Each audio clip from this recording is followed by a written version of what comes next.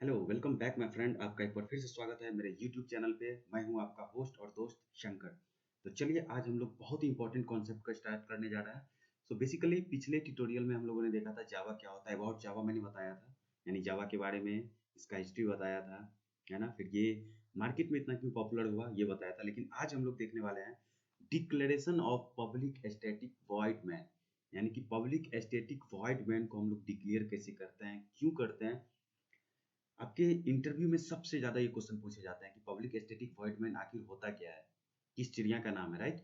तो हम लोग इसको क्यों यूज करते हैं, डिक्लेरेशन कैसे करते हैं, इसका जेवीएम से क्या रिलेशन होता है। तो चलिए हम लोग स्टार्ट करते हैं अपने टॉपिक को।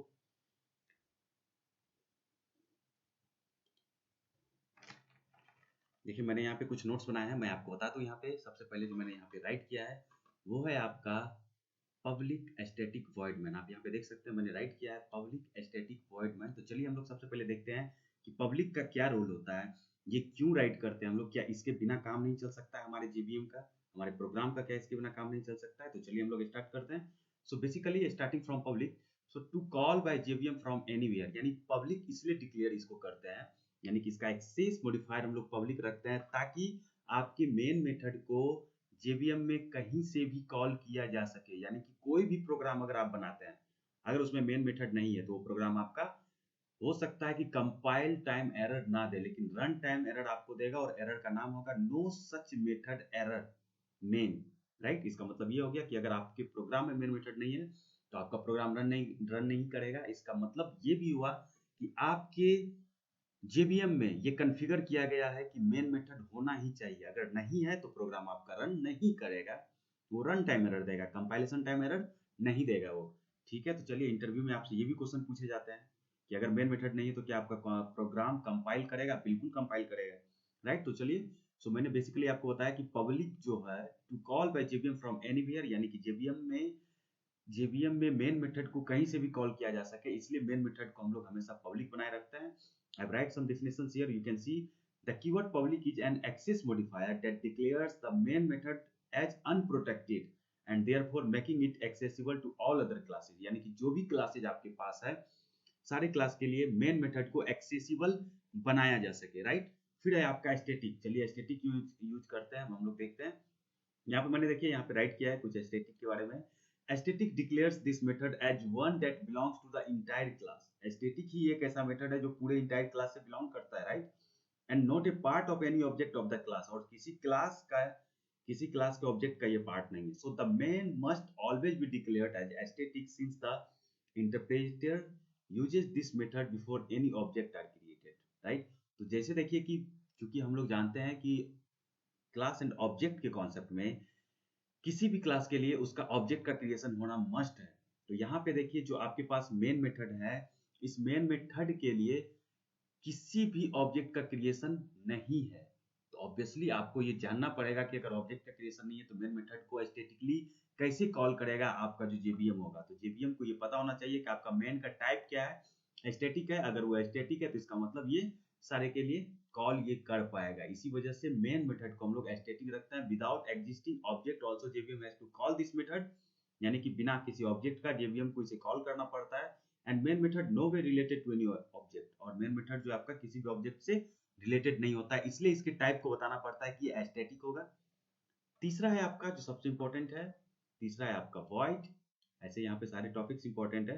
सो तीसरा है आपका वॉइड। आपने सी प्लस प्लस के प्रोग्राम में भी देखा होगा कि आप लोग राइट करते हैं वॉइड मैन। यहाँ वॉइड का मतलब होता है कि मेन मेथड कुछ भी रिटर्न नहीं करेगा जेवीएम को, क्योंकि जेवीएम के अंदर मेन मेथड कॉन्फ़िगर है। और जब भी प्रोग्राम आप लोग बनाते हैं तो रिटर्न जो आपका प्रोग्राम होता है, आपके प्रोग्राम में जो भी रिटर्न होता है वो यूजर देख पाता है, राइट। तो यहाँ पे वॉइड यानी मेन मेथड जो है वो क्या रिटर्न करेगा कि आप देखेंगे, तो आपको मेन मेथड जो रिटर्न करेगा वो देखने की जरूरत नहीं है। इसलिए मेन मेथड यहाँ पे आपका कुछ भी रिटर्न ना करे, इसके लिए इसके टाइप को वॉइड बनाया जाता है, राइट। फिर है आपका मेन मेथड। चलिए मेन मेथड क्या होता है ये देखते हैं हम लोग। So this is the name which is configured inside JVM, यानी कि ये वो नेम है जो कि जेवीएम के अंदर में कॉन्फ़िगर किया गया है। अगर आप मेन मेथड नहीं राइट करते हैं तो आपके लिए बहुत ही ज्यादा ये बहुत ही बड़ा एक कह सकते हैं कि कंपाइल टाइम ये एरर होगा, रन टाइम एरर नहीं होगा अगर आप किसी भी प्रोग्राम में मेन मेथड को नहीं राइट करते हैं। ठीक है, मैं ये आपको करके दिखाऊंगा, लेकिन पहले बता दूं कि मेन मेथड क्या है। तो चलिए बेसिकली अगर यहाँ पे देखिए मैं अगर एक एग्जाम्पल राइट करूँ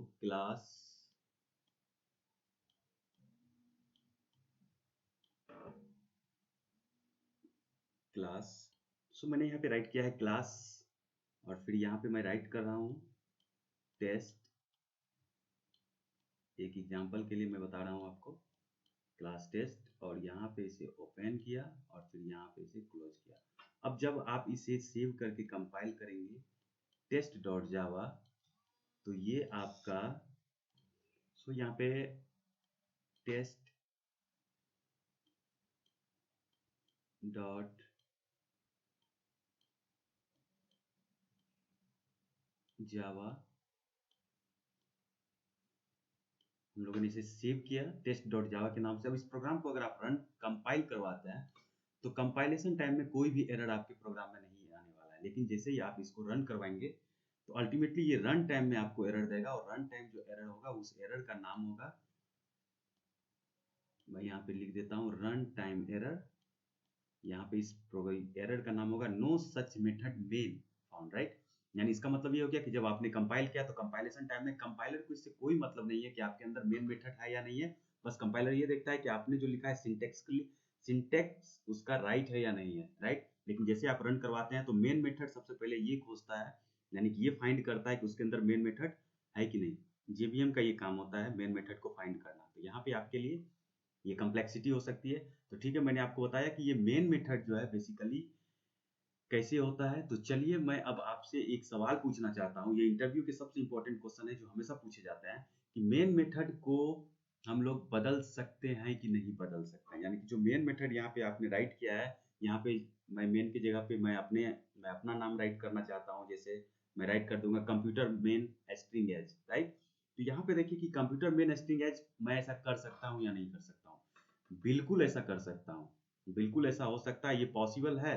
लेकिन उसके लिए आपको we must have to configure JVM, यानी इसके लिए जेवीएम को कॉन्फ़िगर करना पड़ेगा। सपोज चलिए मैं आपको एक एग्जांपल बताता हूँ।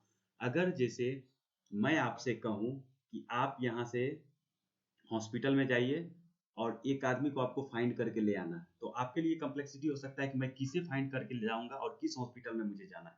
लेकिन अगर मैं कहूँ आपको किसी पार्टिकुलर हॉस्पिटल का नाम बता दूं कि जैसे गेटवेल हॉस्पिटल में आपको जाना है और वहां से एक ऐसे व्यक्ति को फाइंड करना है जो रेड शर्ट पहना हुआ है, राइट, रेड शर्ट पहना हुआ है और उसके पास ब्लू कैप है।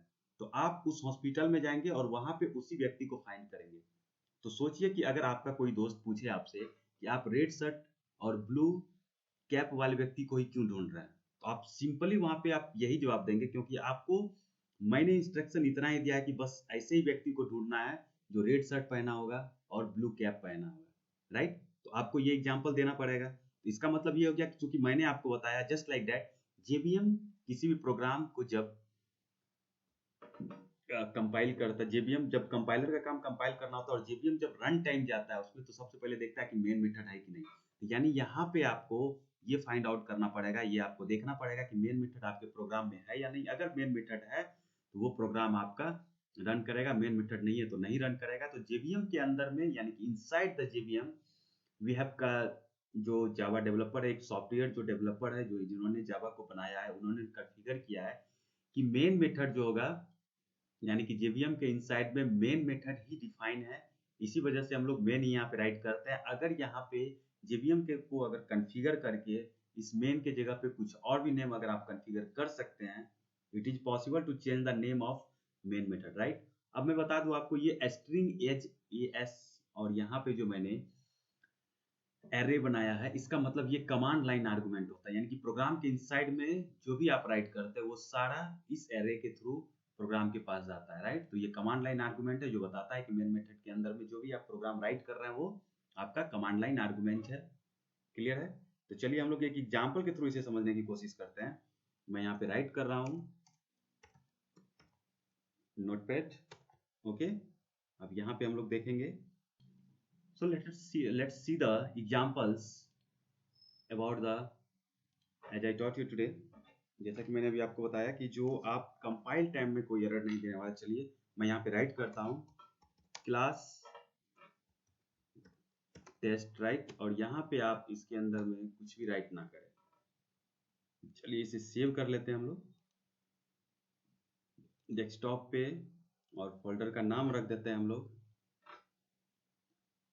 जावा प्रोग्राम में। चलिए चलते हैं, और यहाँ पे प्रोग्राम का नाम टेस्ट डॉट जावा राइट।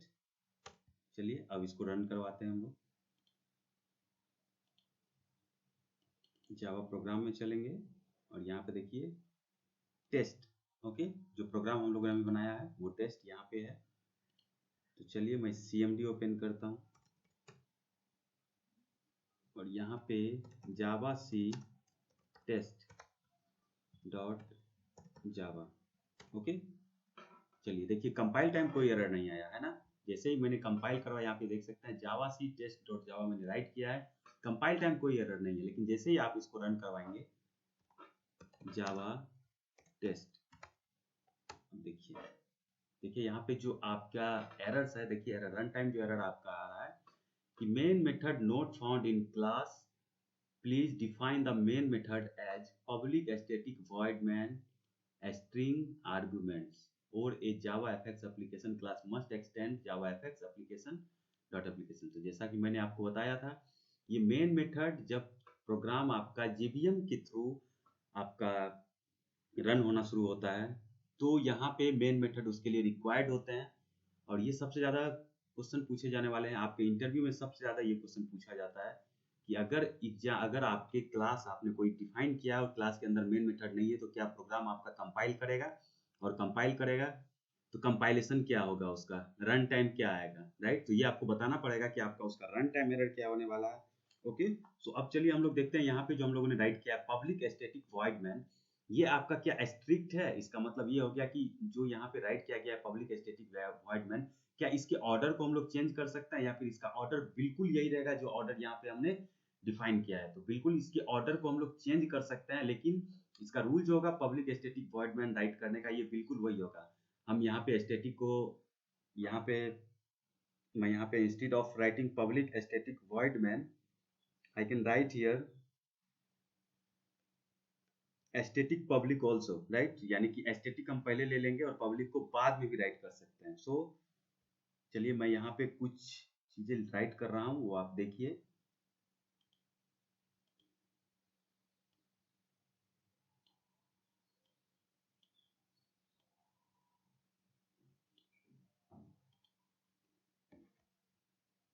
सो मैंने यहाँ पे राइट किया है कि the above syntax is very strict, if we perform any change we will get runtime exception saying no such method error main।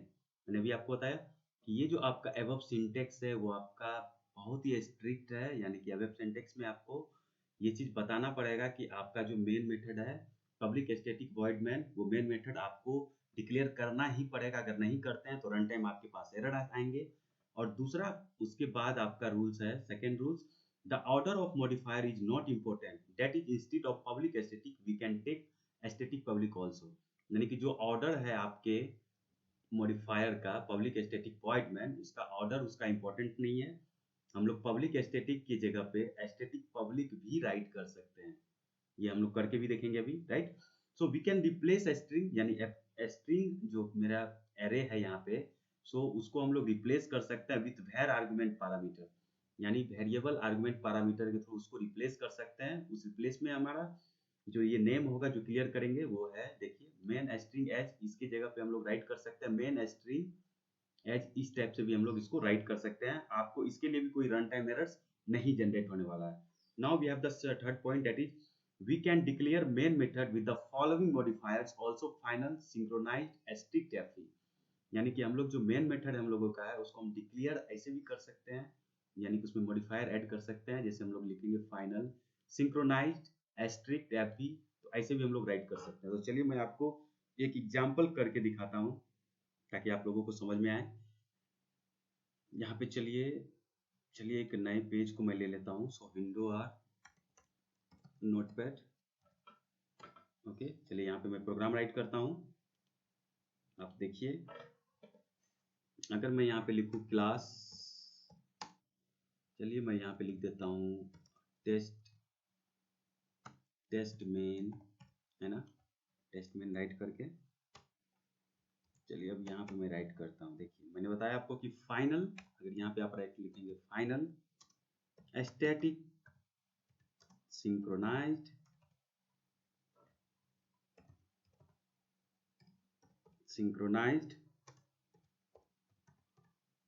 strict FP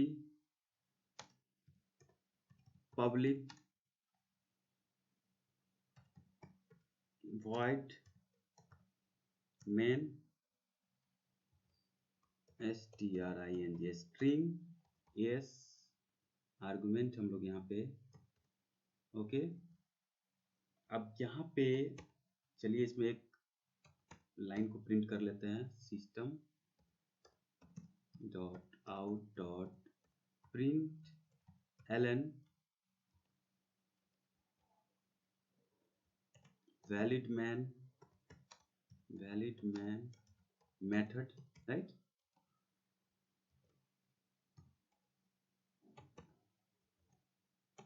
चलिए अब इस प्रोग्राम को हम लोग रन करवा लेते हैं। तो प्रोग्राम का नेम मैंने राइट किया है क्लास टेस्ट मैन। चलिए इसे सेव कर लेते हैं, हम लोग जावा प्रोग्राम में ही सेव करते हैं। इसका name test main dot Java, right.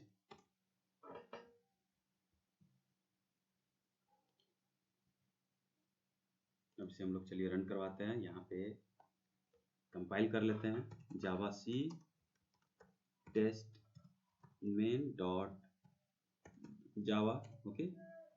देखिए मैंने कंपाइल किया, यहाँ पे कोई भी एरर्स नहीं है आपके पास। जैसे मैंने इसे कंपाइल किया कोई भी कंपाइल टाइम एरर नहीं है। चलिए हम लोग इसे रन भी करवाते हैं।